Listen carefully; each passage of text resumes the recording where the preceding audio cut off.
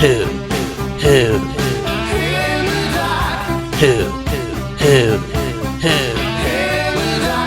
Hey Hooties, so I need to specify something really quick before we get this video started. Dexter's Lab Month isn't on August, but September. I don't know how I got that wrong. Had to hear an earful from Dexter about that. Always lovely. You are so stupid! How did you think Dexter's Lab Month is on August? It is clearly September, like the ones before it. You are stupid! You are stupid! And don't forget, you are stupid! Yeah, lovely. But the point of this introduction is to inform you that Dexter's Lab Month will be happening. Now you real Hooties already know this, since I discussed this during a live stream, so if you want to be a real Hootie, be sure to tap the sub button and hit the bell so you know when I go live. I always try to live stream from 5 to 7 p.m. Central with a night or two where I lock in to finish a video. So there's not so much of a gap in between uploads. That still doesn't stop my watch hours from steadily dropping. And just as I was about to hit the milestone of memberships. But that's not what's important. What's important is Season 15 of King of the Hill is here! And I can't wait to discuss the episodes with you Hooties for the month of August, alongside the new streaming month segment Oddgist, where I play a game from the Oddworld games. Well, the games that are on the Play Store, that is. I hope you Hooties enjoyed the August lineup, my birthday month, by the way. And let's get to King of the Hill Season 15, Episode 1, Failure to Hard Launch, where Bobby and Connie finally start a proper relationship, but are worried about a hard launch relationship host because what Chain Wasana-song will do. Meanwhile, Hank has to deal with a red truck outside of his house, and he and the boys and Peggy have a little mystery about who it could belong to. There's passion, betrayal, and a mystery of the electric truck persuasion as we rock down to Electric Avenue, and then we'll take it higher, Hank? Are you going to take it higher? And let's discuss King of the Hill Season 15 Episode 1. And we start with Hank getting himself a cup of coffee. And you know he's having a nice cup of Hoots Brew. The greatest feeling in the world is Hoots Brew in your cup. As Hank opens the curtains and enjoys his coffee and looks out at his lawn when he sees the truck outside. And after trying to say he's mad because it's blocking their house number, Peggy gets him to admit that he doesn't want anyone thinking that's his truck. I don't want anyone to think that's my truck. It's electric. I love the look of disgust on Hank's face when he says electric. Poor Hank. He was worried the boys were going to look at the red truck. But let's be honest, the truck looks exactly like the kind of trunk Hank would begrudgingly get if he absolutely had to, but then slowly but surely warm up to. Heck, if there was a propane-powered car, Hank would be all over that, I tell you what. Peggy tries to assure him that no one will assume the new truck is his when Bill arrives, begging that he didn't buy an electric truck, followed by Boomhauer and Dale. This Rainy Street or Electric Avenue? You gotta love Dale, and it's crazy how much Toby Haas does an amazing job as Dale. It's as if he's channeling Johnny Hardwick himself. Rest in peace. Hank really has some explaining to do. So we'll go to see how Bobby's doing at Rabata Chains. And he's taking care of business, making and serving food like it's second nature, talking to Emilio and saying he's ready for the sauce. He asked if he could step away for a delivery when the rush dies down, which means so he can visit Connie, and Emilio is cool and lets him see her, considering her schedule allowing her only so much free time. Emilio really is a great guy. I don't know why he doesn't hang out with Bobby more often. I know Bobby is technically his boss, but He gets along with Bobby and Joseph. Heck, even Chain has moments of being somewhat friendly enough with Bobby. He's still Chain, but I can see Chain becoming more friendly to Bobby later on in the season and future seasons. Yeah, I know there are going to be more seasons. I'd be surprised if they don't get to season 20. After taking some cute couple pics, and Bobby wants to make their relationship known, Connie asks if he wants to do a hard launch, and he goes for a soft launch, which is also adorable. Some foreshadowing for later on, but not in the way you may think. You'll be mad either way, but who will suffer more?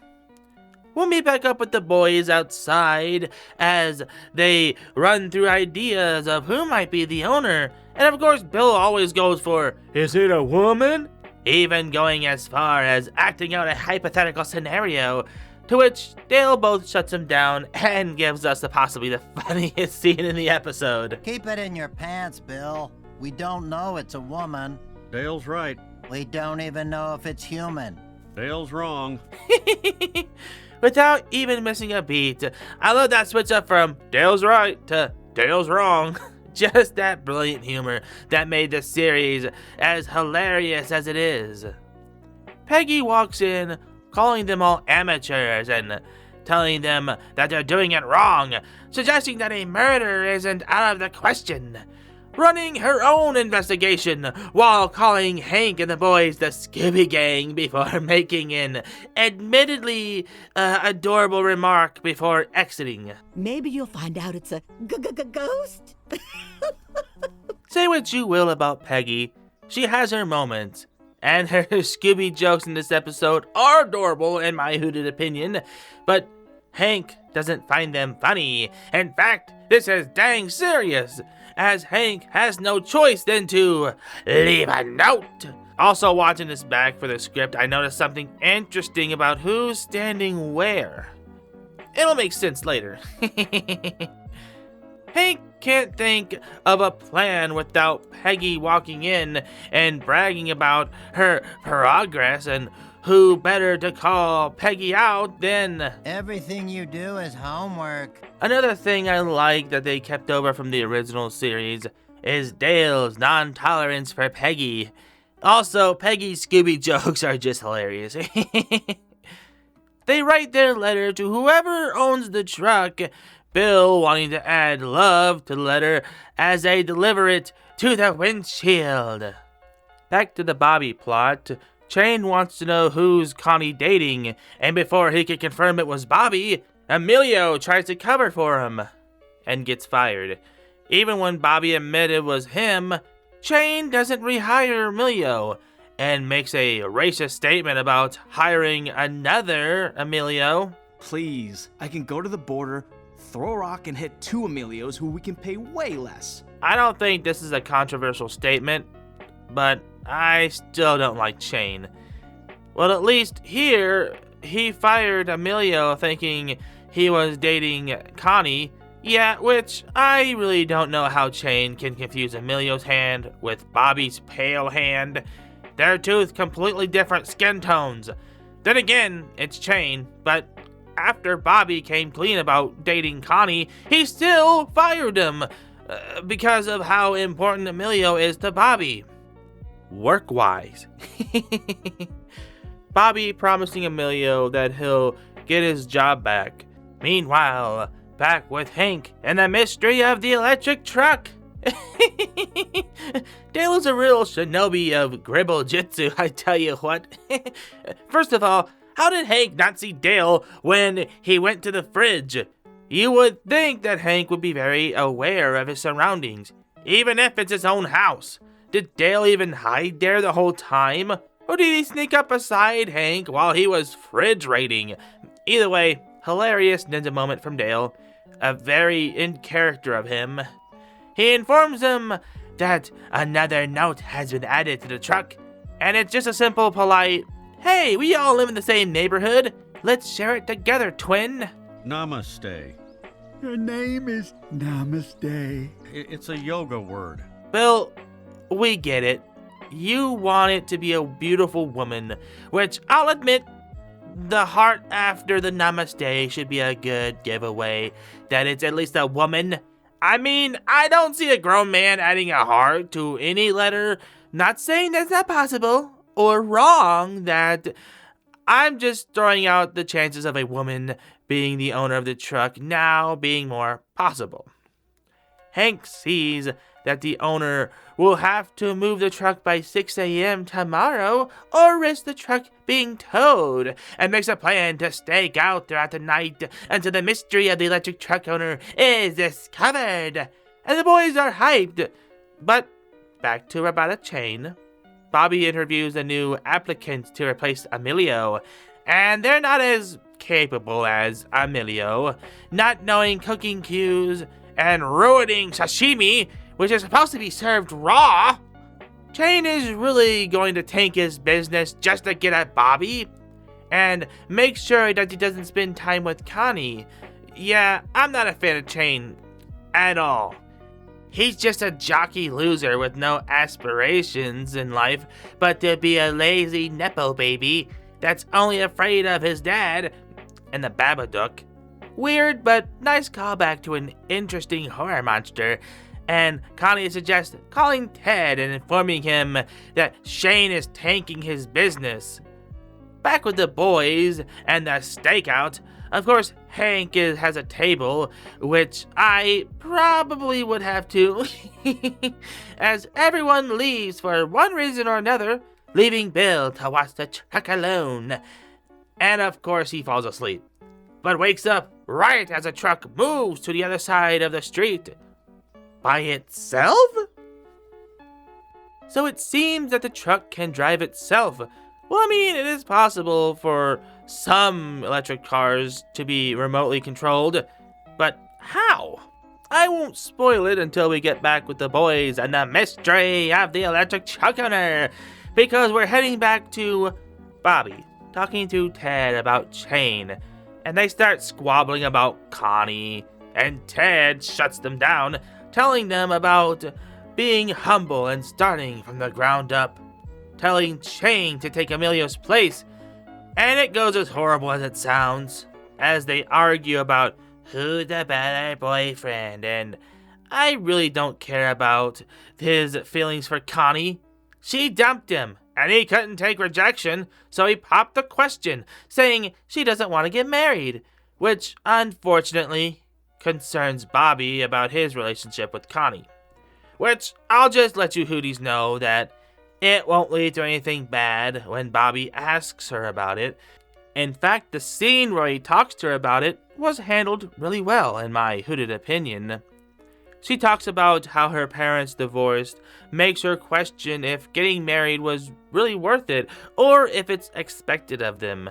But she doesn't say that Bobby can't ask later on down the road, which is more likely what Bobby was planning on doing any hoot.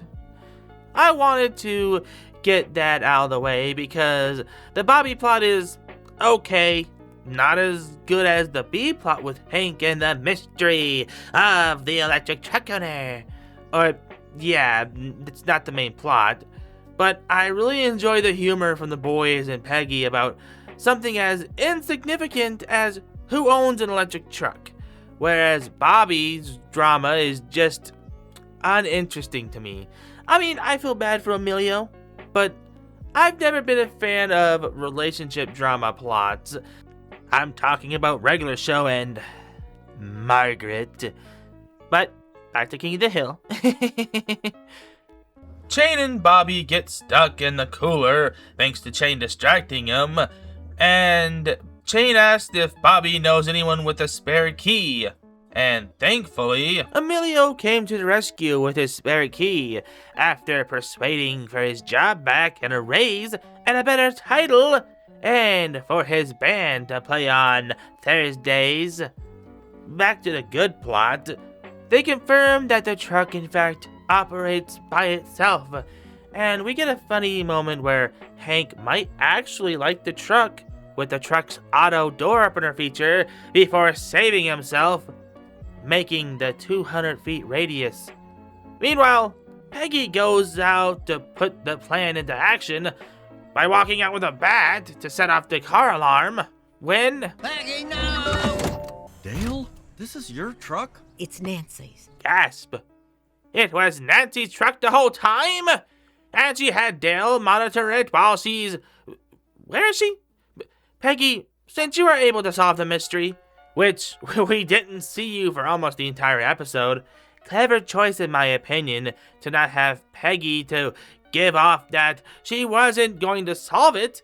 Heck, she had Luke Jr. as the prime suspect just for his one hilarious moment. Nice truck, Mr. Hill. You, Luke Jr. I wanted to add that scene in somehow. So, Peggy, how did you deduce that Nancy was the owner of the electric truck that honestly looks like something that Hank would buy, even if it's... Electric. Peggy reveals that Nancy called her, bragging about her new truck was a gift from the producers of her new show, and wasn't because of her detective work. Nancy just wanted to brag. But I'll let Peggy have this one. I don't find her as annoying as she was in the original series. Also, I don't like that they're having Nancy restarting the affair with John Redcorn. I hope they just drop that due to Jonathan Joss's passing. I really don't want that to keep going on.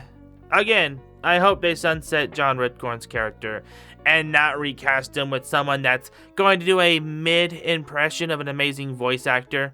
We don't need any more mid-recasting.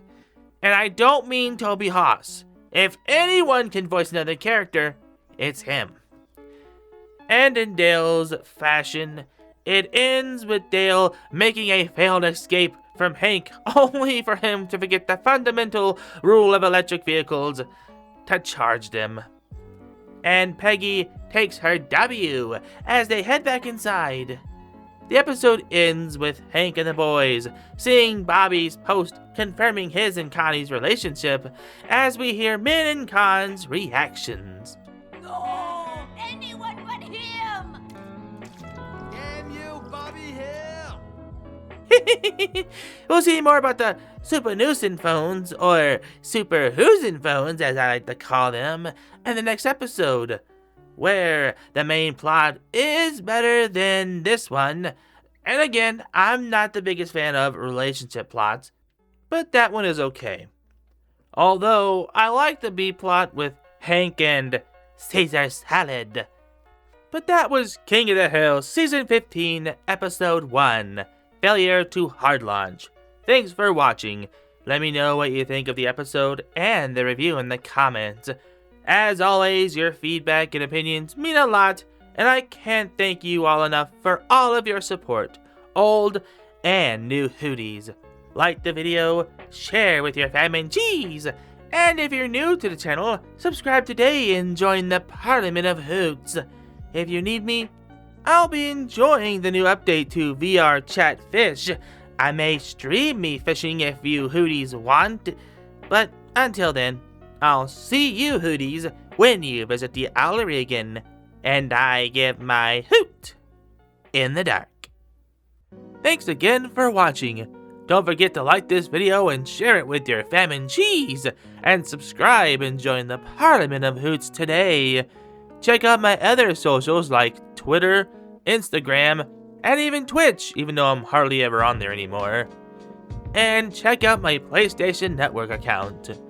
Also, don't forget to head on down to the Hoot Shop to check out all the Hoot merch today. Check out these videos on the screen, it'll take you to more of my content. Until then, I'll see you when you visit the Owlery again, and I give my hoot in the dark.